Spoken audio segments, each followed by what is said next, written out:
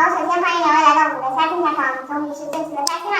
然后呢，也是像我们一贯的商业采访一样，我们首先先来一个热身的小游戏，叫做你有我没有。那两位老师谁先开始呢？你先开始吧。就什么都可以吗？我有麦巴赫。那我没有，是吧？按一颗。完了，这就是。等会儿换一个。我以为是说我们在剧组做过的事情，说这俩角色是吗？我有啥呀？我有啥？我有外号，我叫小学生。我也有啊。你叫小学生吗？我要准一条啊。我叫准一条，我有啊。行，那我继续按呗。我有百达翡丽。他现在开始用角色攻击你，再用角色攻击反击是吧？是的。我有心理诊疗许可证。你没有许可证，我只是不被行业接受，不代表我没有许可证。你都没被行业接受了，你有什么许可证？我不管你没有。行 ，OK， 我输了。第二轮来吧，那还是你先开始，你输了，你先开始。想想啊，我是个艺术家。我也是个艺术家。你不是艺术家。哇，真心是影帝哎！影帝表演的艺术不是艺术吗？好，行，我认为。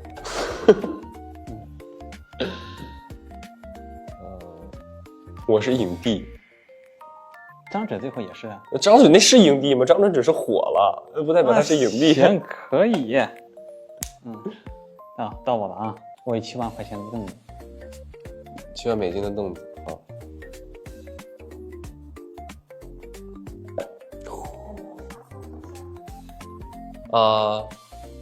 我有很多个5000万。很多个吗？我也有啊。你们哪儿来的？这个是告诉我们这些运气，还是决定了一场游戏的输赢？哎，是这样的，那已经3局2胜啦。求求你了，下一把让我赢吧，谢谢。这是撒娇吗？对，你要让他满意哦。我不满意啊。你怎么才满意？你这很敷衍啊！求求你了，让我赢吧。撒娇，快点。怎么撒？你想要怎么撒？你开始啊！我就告诉你满意还是不满意就好了。坏了，还有一直不满意怎么办呢？平时真的不撒娇哎。给我一个方向吧。我给你一个方向，你输了，我输了。当时我是抱着他的胳膊的。那现在没有这个啊，现在没有这个。求求你了啊！什么来着？求求你了，别丢下我。他不满意。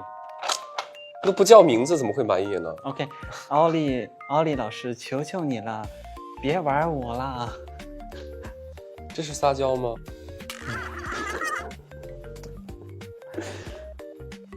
我感觉好像没有什么事情对我来说比这个更难了。那我不为难你了，做20个俯卧撑吧。行，来，可以，来吧。下一个就成40个。对啊。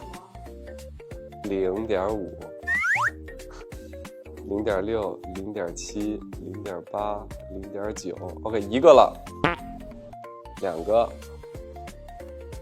，3个，可以加油，3.5个，4个，5个，6，20个够了。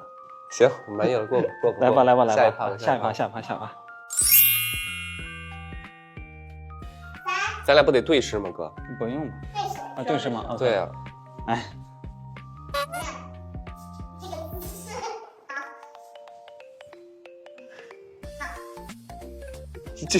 这。好，先闭眼。来，3、2、1。他睁过眼吗？目前为止，他真的吗？他睁过是吧？你为什么在回合是？这是一场回合制的游戏。嗯，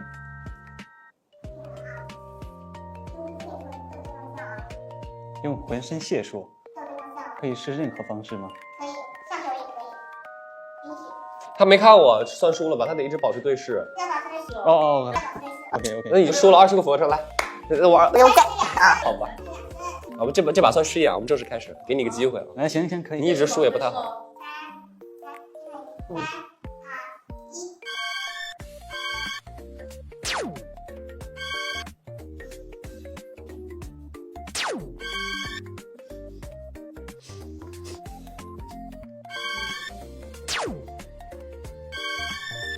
他真的睁过眼睛吗？他真的睁过眼。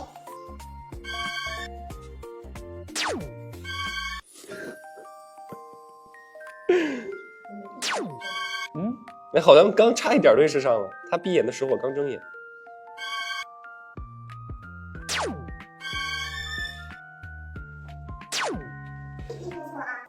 好。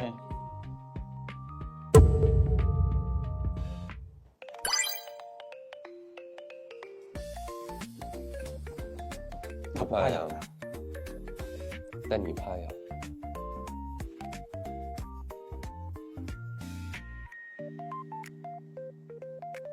你也不怕痒？嗯，那废了，咱俩在这耗着吧。嗯，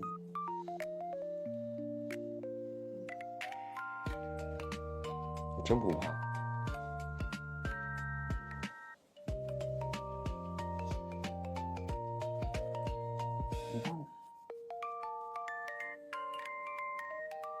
都不笑怎么办啊？那么手脚步吧，好不好？啊！哎，你笑，他笑了。这也算？对，手脚步，手脚步，公平几点好不好？石头剪刀布，石头剪刀布。果然手脚步就是谁提出的谁赢。那好像是这个样子的呢。来，找一下一个惩罚方式吧。来，惩罚。这是还给你完成的。他每一个游戏的惩罚都是20个俯卧撑，咱俩搁这健身呢。嗯，跟抱抱猫猫拍5张合照吧。给他拍，给他拍。哎，这样我可以不拍照，我可以换一个吗？我可以说那段台词吗？可以啊，可以啊。你可以抱抱我的猫猫，你说。我怎么刚才没想到？对啊，刚才没说这个呀。那个怎么说来着？那我更应该好好抱抱我的猫猫你。那我确实该好好抱抱。你还写在这儿了？对，这是你哪一天的？就是那天拍完那个是吗？对呀。那我确实应该好好抱抱我的猫猫你，对吧？啊！我不知道。我这样一只手拿一个，然后你要我面对前面还是面对你啊？面对前面。那我确实应该好好抱抱我的猫猫你。满意吗，崔岩老师？啊，满意。哎呦，你对我太好了，妈呀！好，然后来我们下一个游戏，下一个游戏是一个画手袋。我就纯黑色画了。行，你纯黑吧。好，3、2、1，开始吧。那我会随时读哦。来，好。尾巴是红色的。你记住谁最容易笑场？3、2、1。是他。谁最爱喝咖啡？3、2、1。我。好，第三个问题。他最爱喝霸王茶姬。好，第三个问题，谁最爱喝奶茶？3、2、1。我。哦，我抢题了，天哪！下一个问题，谁比较会社交？3、2、1。他。哦，是吗？该举手。说明崔老师对你的社交能力非常的认可。谢谢你，舒阳老师。不用客气。下一个问题，天鸟谁画比较多？3、2、1。他是我吧？下一个问题，谁呼吸掉眼泪更快？3、2、1。他。我不知道。完了，我怎么一直回答不上来？我太沉浸在我画画当中了。谁比较爱撒娇？3、2、1。我。是他。那为什么刚刚撒娇的时候就觉得自己是日常撒娇撒娇得出来是吗？日常撒娇不出来了。对。高准让我撒娇，我能撒娇。数学撒娇不了。谁最会熬夜？3、2、1。我。谁最臭美？3、2、1。他。啊。完了，我真反应不过来。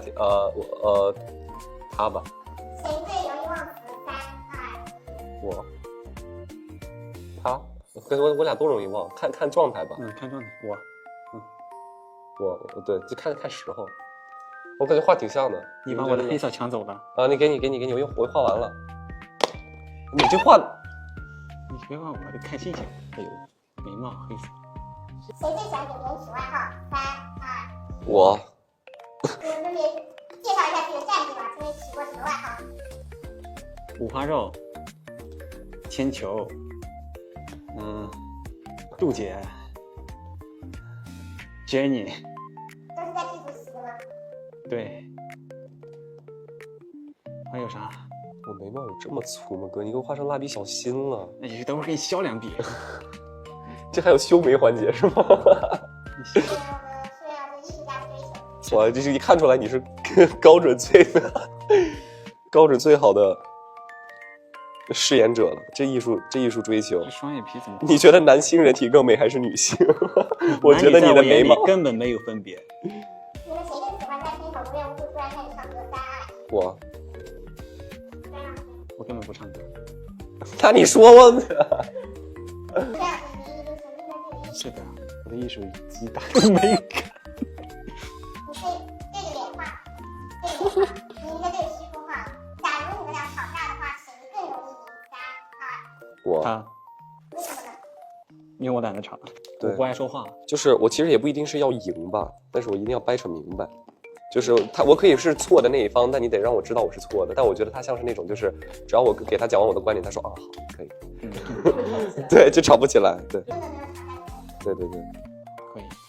就我讲完我的观点，他就认了。谁有3、2。我还有粉头发呢，别管，现加。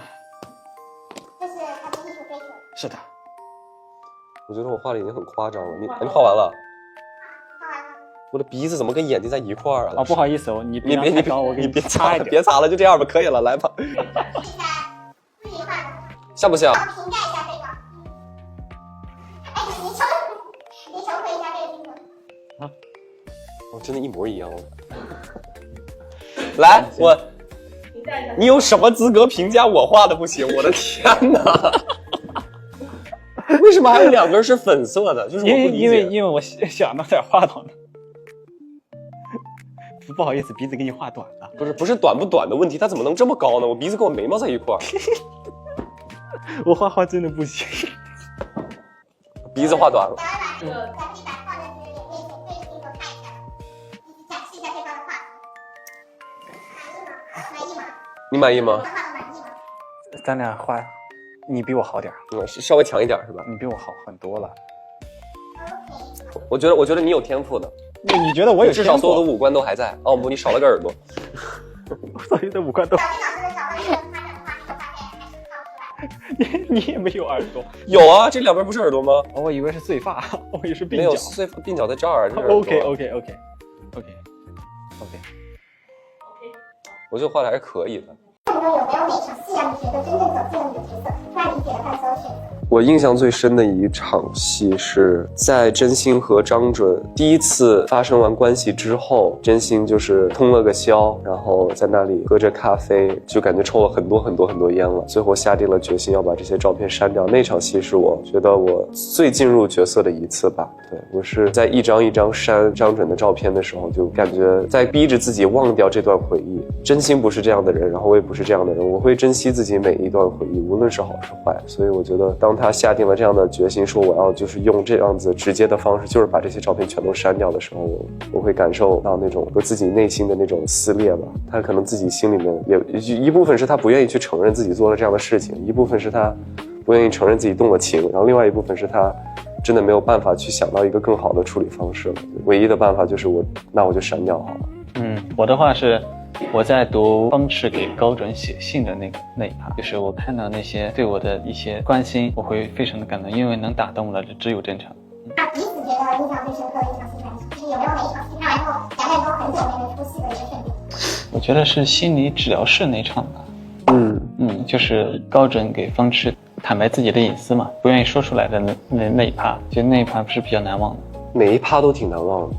这就必须选一趴的话，我可能真的选不出来。就是我觉得每一次我们俩在搭戏的过程当中，我都觉得我在认识一个新的疏远，认识一个新的张准，一个新的高准，每一次都会给我带来很多惊喜，然后很多意外，就是都让我印象蛮深刻的。就是我感觉在这短短的1个月里面，我见到了好多个不同的疏远。那对于背台词和一些人物，你会觉得些人物背台词。在表演上，对方最让你佩服的是说第一次这点是什么？我感觉他共情能力特别强，他可以就是一条比一条更好。我觉得他最让我佩服的点是他沉浸在角色里面的时候吧，就是我可能我会很痛很累，尤其是我记得昨天拍那个7杠20的时候，就是我在拍之前，因为那场戏是上来就要哭嘛，然后我就会读很多遍谢丹妮跟他的那个对话，然后听着音乐，然后去脑子里面去想这些话，然后我在那里坐了半个小时吧，就一直在酝酿这个情绪，然后又不能真的哭出来，要不然一会儿眼泪流干了，然后一会儿到现场又没办法哭，就我一直憋着眼泪，但一直要留在情绪里面的时候，半个小时真的拉满了，我觉得我多待1分钟我都要死了，就是真的心也疼，然后胃也疼，然后浑身都在抖，然后就不行，真的不行了，然后我去走了走，缓了缓，然后我觉得就是情绪酝酿的差不多了。对，但是我看他永远都是可以就一直沉浸在角色里面，就尤其是我们拍那个诊疗的室的时候，他就坐在那里，虽然他脚很痛，然后浑身都很累，但是他就是一直安安静静的坐在那里去想自己的角色，我觉得很让我佩服，我做不到就待着这么久。这个戏里面有没有就是最喜欢自己角色一句台词，就是现在一下子回想起来的一句台词 Justin， 我是你的上司，在这个行业我是可以毁了你的。为什么会特别喜欢这一句台词？多霸气啊！就昨天拍的吧？还有一个472部，对，就是昨天拍的那个。对，472部吧。这个台词就是我昨天也说了，就是我觉得是我在读这个剧本的时候，就是读到第7集就那一刻，我是起了鸡皮疙瘩的。首先是他跟谢丹妮的那通电话就很感人，他在接电话说的第一句话是“你光打电话干嘛？有种你追出来啊！”但是真心就在后面就看着他跟谢丹妮打完这一通电话，看着他受了这些伤，看着他不知道该怎么做，然后真心接了一句“我追出来了”，然后跟他讲“我一路都跟在你后面，我看着你经历这一些，然后我很心疼，我要告诉你我愿意为你”。真心第一次当着张准的面哭的那一刻吧。如果可以在剧中自己讲一句话的话，你我好想把他俩都骂一顿，我想把真心和方池都骂一顿，觉得他们很多地方做的很过分啊，因为他们太自私了。但是爱本身我觉得也不可能100%是无私的，对。但是我会想，因为我要演他们两个，所以我就觉得我会生自己的气吧。我就觉得我为什么要这么做，但我又能理解我为什么会这么做，所以我会想去跟他们吵一架，掰扯。那我的话，我想对张准说，首先就是一定要照顾好自己的家人，第二个就是祝贺他如愿以偿走上了红毯。然后对高准的话，希望他有一天能够真正走出黑暗。然后只要靠的一个点就是拍摄的时候2个怎么去培养默契。这个问题，因为我们平时拍戏之前都会先走戏嘛，我们也一起上了表演课，所以说配合默契这些还是有的。我觉得说实话，到现在我们俩还是就是看状态吧。对，状态好的时候，咱俩就同频很快，就是能感受到彼此发射出来的情感，然后看到彼此眼神里面想表达什么，接受到了以后再传达回去，就跟打乒乓球一样。但是就很游刃有余，然后有些时候就感觉连拍子都拿不稳。通常有时候哪一场戏就是笑得特别的厉害，笑得真的停不下来，可是NG的操作。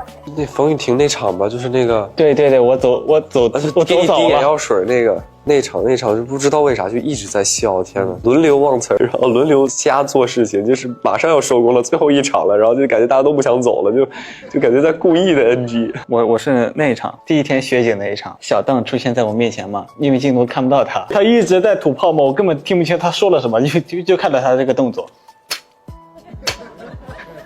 就看到他这个动作。因为现在是一个休息的结构嘛，真心和张准，然后方式和高准这两个人他们的互动模式和情感表达，包括人物性格什么差别都很大。然后你们各自会更喜欢哪一条线呢？就是对于你们两个人。你说更喜欢高准和方池的故事，还是更喜欢真心和张准的故事？是吗？可能自己会更喜欢方池和高准这种彼此救赎的感觉吧。就是感觉然后比较有反差。对，因为我觉得真心和张准的话，我也很喜欢。首先，为什么没有选择他们呢？是我觉得他们没有他们难，也不一定，都喜欢吧。这个很难回答。我觉得在人生的不同阶段会更能欣赏到其中一条线吧。此时此刻，我可能会觉得这种就是死了都要爱的感觉，更容易打动人吧。其实我的话，就是这两个其实我都喜欢，因为那个张准跟我本人是有很大的相似点，然后高准呢又对我来说非常有挑战性，所以说这是我又勇于挑战自己，但我也勇于认清自我。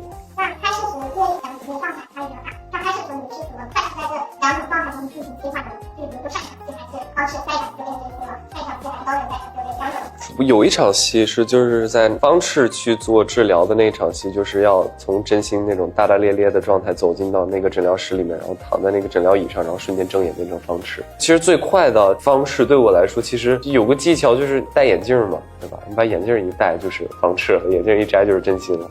还有就是把声音压低一点，然后说话的语速稍微慢一点，在方赤的时候，然后更像一个专业的医生在跟病人讲话。真心可能就是他首先语速会快一点，然后声调会高一点，然后整个人的状态也是那种对什么都不在乎的。可能方赤他给人的感觉也是对什么都不在乎，但他其实就感觉是那种会小心翼翼的观察每一件事情，然后去处理好每一件事情那种。两个人的感觉不太一样。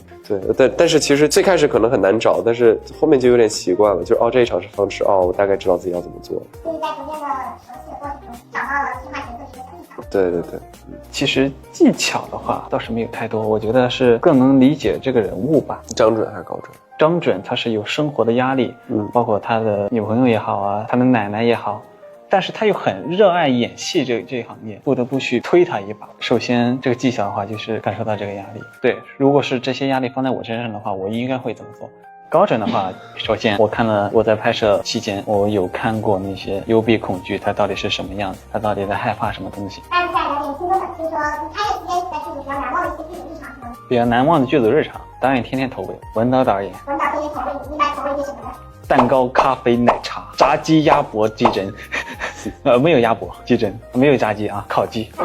印象最深刻的瞬间，我真的不是客套，也不是官方啊，就是我觉得每一天都能拿出来说那一天里面的瞬间。如果说最难忘的话，应该是还没开机的时候吧，我就是上表演课的时候，那段时间应该很难忘。就是我们两个刚开始接触，在排那些戏的一些调度的时候，我们提前自己适应，然后去带入角色，去走一些台词，走一些调度的时候，去想象到开机的那一天，然后现在坐在这里去想象当时想象开机，我们现在在想象之前，就是还挺奇怪的。我感觉当时我觉得杀青那天离我们好遥远啊！我说这30多天拍12集内容，我天哪，这要拍多久？我得累死吧！到时候我能坚持过来吗？我现在回想起来，其实那段时间的担忧都是没有必要的，所以我觉得很多让人担心的事情最后都不一定会发生。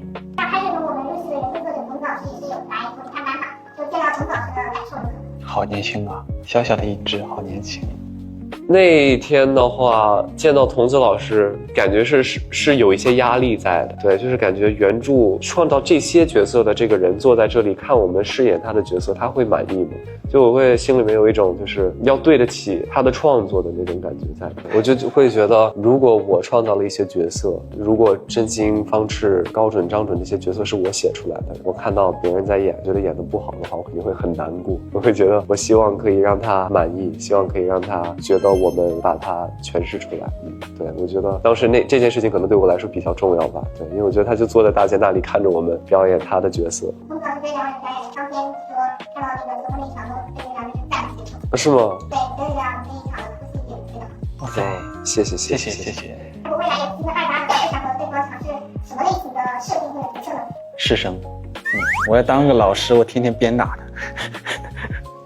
我觉得下一次可能可以换一种题材吧，对，可能我们可以试一试一些新的感觉，对，不一定要继续爱情电影，我们可以试试什么悬疑片啊、犯罪电影啊、动作电影啊，我们尝试打戏啊什么的，就给大家一些新的体验吧。你们觉得对方的经营年龄大概多少3岁？岁，差不多。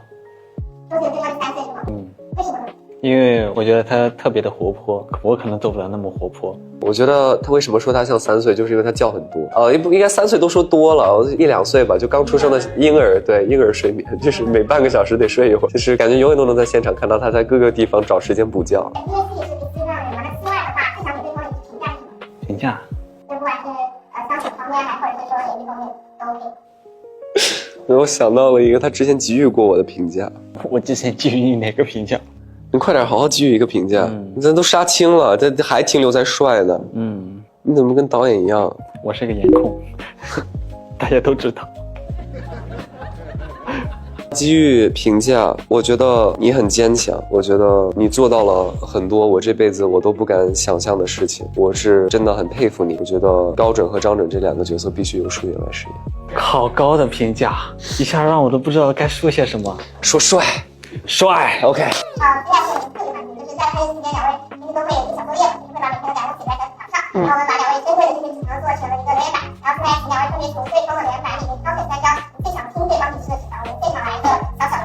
我可能会挑选最后3天。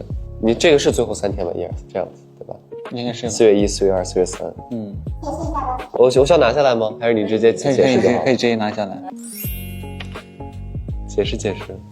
这个是我以张准的角色写的，是再次见到你，我竟然有些恍惚，就是火锅店追出来那个。我作为一个张准，我万万没想到他能追出来。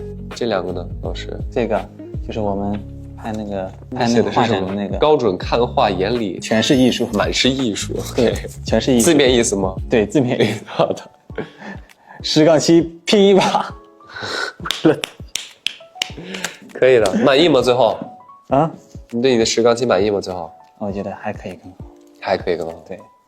怎么样？再去一次？我觉得对自己可能永远都没法达到满意吧。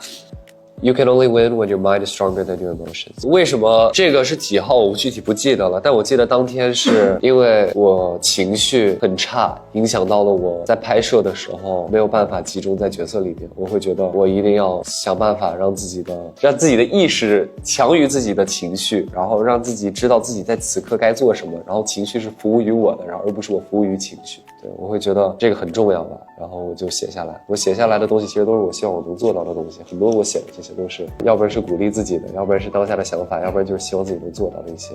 我说这个小伙伴评价王老师让我们在写哲学，表现的改小都非常的有哲学性。我粉丝经常也说我像哲学老师。It is okay not to be okay。这天就是我当天就是很不舒服，然后就是状态不是很好，但是要接受自己有这样子的时候，尽力就好。因为我觉得我那天确实也尽力了，但是我的状态确实就在那里，没办法。所以我说有些时候要接受自己可能就是没有那么好，没有那么完美。